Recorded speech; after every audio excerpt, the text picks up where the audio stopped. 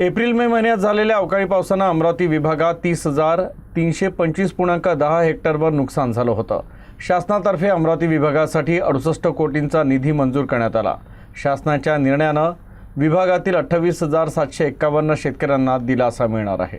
राज्यात एप्रिल आणि मे महिन्यात कोसळलेल्या अवकाळी पावसामुळे शेतकऱ्यांचं प्रचंड नुकसान झालं होतं।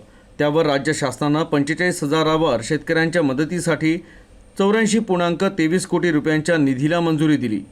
अतिवृष्टी, पूर आणि चक्रीवादळ यासारख्या नैसर्गिक आपत्तीमुळे शेती पिकांचं नुकसान झाल्यास पुढील हंगामामध्ये उपयोगी पडावं यासाठी शेतकऱ्यांना निविष्ठा अनुदान स्वरूपात एका हंगामात एक वेळेस राज्य आपत्ती प्रतिसाद निधीमधून मदत देण्यात येते।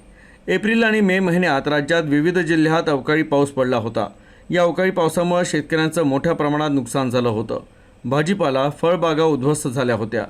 ऐन खरीप हंगामाच्या तोंडावर शेतकऱ्यांपुढे अडचण निर्माण झाली। तर विभागीय आयुक्त नागपूर, नाशिक, कोकण, छत्रपती संभाजीनगर, अमरावती आणि पुणे यांनी शेती पिकांच्या नुकसानीसाठी निधीच्या मागणीचा प्रस्ताव सादर केला होता।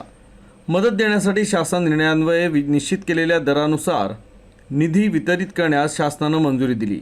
यामध्ये अमरावती विभागातील 28,751 नुकसानग्रस्त शेतकऱ्यांसाठी सर्वाधिक 68,09,55,000चा निधी देण्यात आला आहे। अकोला जिल्ह्यातील 272 शेतकऱ्यांसाठी 40,92,000चा निधी समावेश करण्यात आला आहे। तर नागपूर विभागात 3,450 हेक्टरवर नुकसान झालं होतं। बातमीपत्रात घेऊया छोटीशी विश्रांती। आपण पाहत रहा USN न्यूज।